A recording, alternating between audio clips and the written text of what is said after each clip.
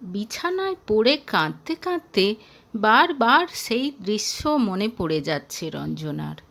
তার অভি, যাকে আজ থেকে 3 বছর আগে ভালোবেসে বিয়ে করেছিল, সে অন্য মেয়ের সঙ্গে সঙ্গমে লিপ্ত। দুজনে দুজনের মধ্যে এতটাই বিভোর যে রঞ্জনা যে দাঁড়িয়ে দাঁড়িয়ে সব দেখছে তা টেরও পায়নি। অথচ আজকের দিনটা কত অন্যরকম হতে পারত তাদের দুজনের জন্য। আজ তাদের তৃতীয় বিবাহ বার্ষিকী।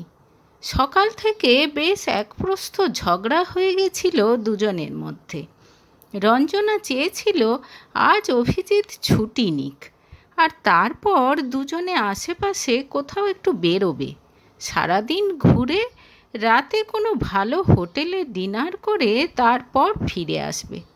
কথাটা শুনেই মেজাজ খারাপ হয়ে গেছিল অভিজিতের। তুমি আর কি বুঝবে, সারাদিন তো বাড়িতে বসে থাকো, চাইলেই কি এরকম ছুটি নেওয়া যায়? দাঁত খিঁচিয়ে বলে উঠেছিল অভিজিৎ। সারাদিন বসে থাকি মানে? কম কাজ করি আমি সারাদিন? আর আমি তো চাকরি করতে চেয়েছিলাম, তুমিই তো আমাকে চাকরি করতে দাওনি। সঙ্গে সঙ্গে উত্তর দিয়েছিল রঞ্জনা। ব্যাস, এইভাবেই শুরু। তারপর এ কথা ও কথায় ঝগড়া এমন তুমুল পর্যায়ে পৌঁছে গেল যে রাগ করে কিছু না খেয়ে অফিসে চলে গেল অভিজিৎ। শহরের সবচেয়ে বড় পাবলিশিং হাউসের চিফ এডিটর সে। অভিজিৎ বেরিয়ে যেতে ধীরে ধীরে রাগ কমে এসেছিল রঞ্জনার। আহারে, মানুষটা না খেয়ে অফিসে চলে গেল। নিজের ওপরেই খুব রাগ হয়েছিল তার। আজকের দিনটা অন্তত ঝগড়া না করলেই হতো, ভাবতেই মনটা নরম হয়ে গিয়েছিল তার। আজকাল বড্ড বেশি খিটখিটে হয়ে গেছে সে। কিন্তু সেই বা কী করবে, অভিও তো কেমন যেন পাল্টে গেছে। মাত্র 3 বছরেই তাদের ম্যারিড লাইফ থেকে সেই চার্মটা কোথায় যেন উধাও হয়ে গেছে। না, এরকম করে চলবে না। যেমন করেই হোক আবার আগের হাসি খুশি ভরা দিনগুলো ফিরিয়ে আনতে হবে। হ্যাঁ, এরকমই চিন্তাভাবনা করেছিল রঞ্জনা। তারপর ভেবেছিল আজ অভিকে সারপ্রাইজ দিলে কেমন হয়। যা ভাবা তাই কাজ। সঙ্গে সঙ্গে রান্নাঘরে গিয়ে অভির পছন্দের খাবার বানানোর তোড়জোড় শুরু করে দিয়েছিল সে। প্ল্যান করেছিল আজ সে অভির জন্য লাঞ্চ নিয়ে অফিসে চলে যাবে। অভি নিশ্চয়ই খুব খুশি হবে তাকে দেখে। সকালের কথা ভাবতে ভাবতে দীর্ঘ নিঃশ্বাস বেরিয়ে এলো রঞ্জনার। অতীতের টুকরো টুকরো স্মৃতি ভেসে এলো তার মনে। কলেজে সুন্দরী বলে বেশ নামডাক ছিল তার। কিছু কিছু ছেলে একেবারে তার প্রেমে পাগল ছিল। এদিকে বড়লোকের ছেলে বলে অভিজিতের খুব অহংকার ছিল। মধ্যবিত্ত পরিবারের মেয়ে রঞ্জনা আবার সেটা সহ্য করতে পারত না। যদিও ডিপার্টমেন্ট আলাদা ছিল বলে সেইভাবে আলাপ ছিল না দুজনের মধ্যে, কিন্তু দুজনেই বন্ধুদের মুখে একে অপরের সম্পর্কে নানা রকম কথা শুনতে পেত। কলেজের অ্যানুয়াল ডেতে দুজন দুজনকে ভালো করে চেনার সুযোগ হয় তাদের, আর তারপর থেকেই একে অপরের প্রেমে পাগল হয়ে যায় তারা। পুরানো দিনের কথা ভাবতে ভাবতে নিজের অজান্তেই ঠোঁটের কোণায় হাসি ফুটে উঠল রঞ্জনার। নিজেকে যেন আয়নায় দেখতে পাচ্ছিল সে। ওই তো সে রান্না করতে করতে গুনগুন করে গান গাইছে। অভিকে সারপ্রাইজ দেওয়ার উত্তেজনায় কত খুশি সে। রান্না কমপ্লিট করে তাড়াতাড়ি স্নান সেরে নিল সে। আলমারি খুলে তার ভীষণ প্রিয় নীল সিল্কের শাড়িটা বার করে নিল। অভি এটা পছন্দ করে কিনে দিয়েছিল তাকে। এতদিন পরা হয়নি। আজ সে এটা পরেছে দেখলে অভি নিশ্চয়ই খুশি হবে। মুখে হালকা প্রসাধন সেরে আয়নায় নিজেকে দেখে মনটা ভরে গেল তার। সে বুঝতে পারছে তাকে খুব সুন্দর দেখাচ্ছে। হাসি মুখে লাঞ্চ বক্সটা হাতে নিয়ে দরজা বন্ধ করে বেরিয়ে পড়ল সে। অভিজিতের অফিসের সামনে ক্যাব থেকে নেমে ভালো করে একবার বিল্ডিংটার দিকে তাকালো সে। আজ অনেক দিন পর অভির অফিসে এসেছে সে। গত বছর কোনো একটা প্রোগ্রামে অভির সঙ্গে এসেছিল। অফিসটাতে এলেই অভির জন্য গর্বে ভরে ওঠে তার বুকটা। দোতলায় উঠে সে যখন অভির কেবিনের দিকে এগোতে যাবে, হঠাৎ একটি মেয়ে এসে তার পথ আটকে দাঁড়ালো। ম্যাম, এখন আপনি যেতে পারবেন না। মানে? আমি অভিজিতের সঙ্গে দেখা করতে চাই। বুঝেছি, কিন্তু এখন আপনাকে ওয়েট করতে হবে। ভেতরে কোনো মিটিং চলছে কি? অফিসিয়াল কিছু নয়, কিন্তু এই সময় কারোর ভেতরে যাওয়া বারণ। স্যারের কোনো স্পেশাল গেস্ট এসেছেন। Special guest? বেশ অবাক হয় রঞ্জনা।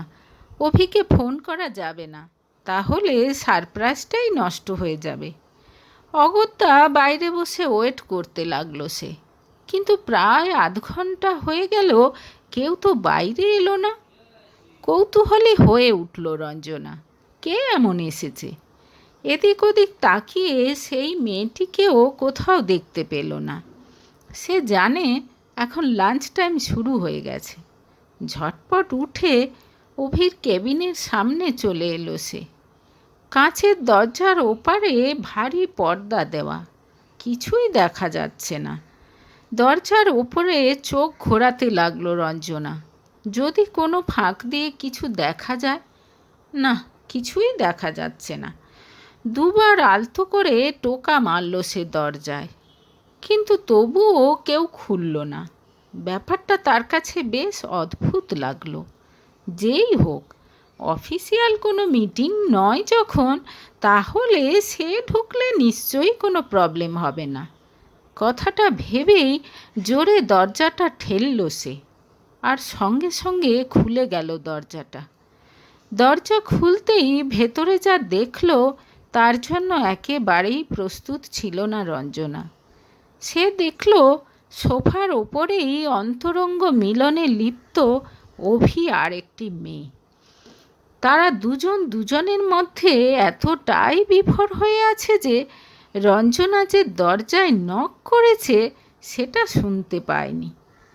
রঞ্জনা এতটাই অবাক হয় দেখে যে তার হাত থেকে লাঞ্চ বক্সটা মাটিতে পড়ে যায়। আওয়াজ পেয়ে সম্বিত ফেরে অভির। ঝটপট উঠে দাঁড়িয়ে এদিকে তাকিয়ে ভূত দেখার মতো চমকে ওঠে সে। চটপট প্যান্ট তুলে নিয়ে জিজ্ঞেস করে, তুমি তুমি এখানে? তারপর মেয়েটির দিকে তাকিয়ে বলে, দরজা লক করনি ইউ ইডিয়েট। ততক্ষণে উঠে দাঁড়িয়েছে মেয়েটি। তাকে দেখেই চমকে ওঠে রঞ্জনা।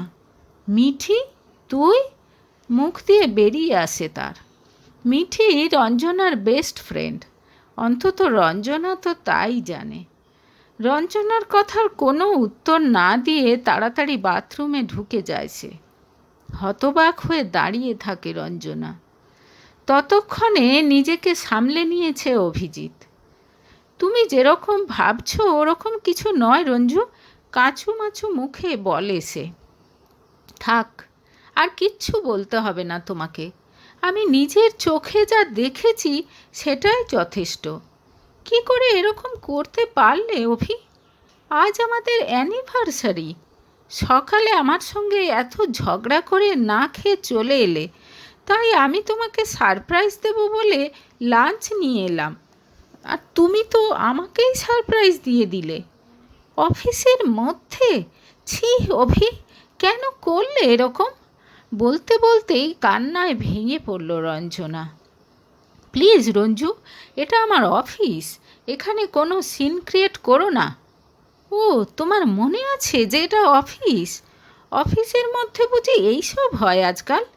চিৎকার করে উঠল রঞ্জনা, আর সঙ্গে সঙ্গে তাকে কেবিন থেকে ঠেলে বার করে দিল অভিজিৎ। হাত জোড়ো করে বলল, প্লিজ রঞ্জু, তুমি বাড়ি যাও, আমি ফিরে এসে তোমার সঙ্গে কথা বলবো। কোনো রকমে টলতে টলতে নিচে নেমে এলো রঞ্জনা। লাঞ্চ টাইম চলছিল, তাই পরিচিত কারোর সঙ্গে দেখা হয়নি তার।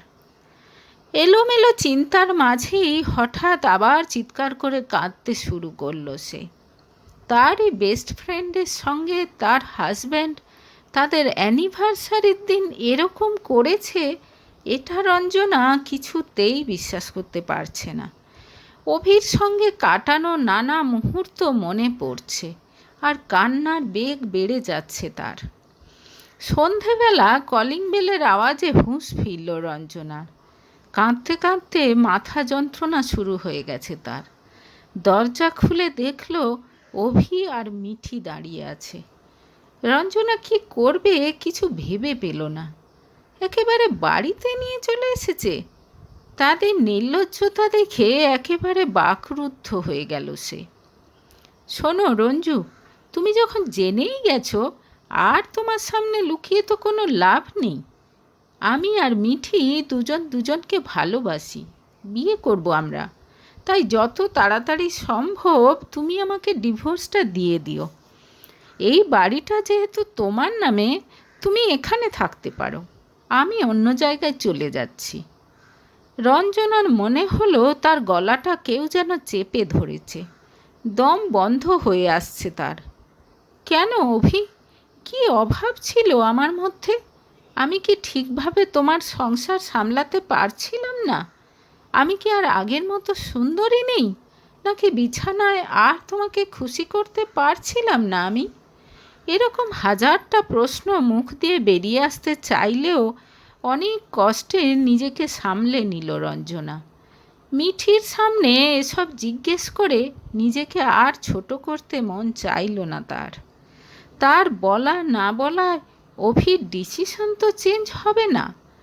মিঠির মুখে যে তাচ্ছিল্যের হাসি লেগে আছে, তা যেন পরিষ্কারভাবে বলে দিচ্ছে যে সেই এখন অভির জীবনের হর্তাকর্তা বিধাতা। সরি, তোমাকে আমার আরও আগে ব্যাপারটা জানানো উচিত ছিল, কিন্তু ঠিক সুযোগ হয়ে উঠছিল না।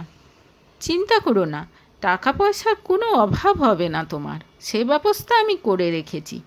তুমি চাইলে যেমন খুশি তোমার লাইফটা কাটাতে পারবে এখন। কোনো রকম সংকোচ না করে বলল অভি। টাকা? টাকার লোভ দেখাচ্ছে তাকে অভি। বিস্মিত হলেও আর কোনো কথা বলতে ইচ্ছেই করল না রঞ্জনা। কোনো রকমে পা দুটোকে টেনে টেনে ছাদে চলে গেল সে। অভি নিশ্চয়ই তার জিনিসপত্র নিয়ে এখনই চলে যাবে। সে সামনে থাকলে হয়তো তার অসুবিধে হবে। যাক, সব কিছু নিয়ে যাক, কিচ্ছু চাই না রঞ্জনার।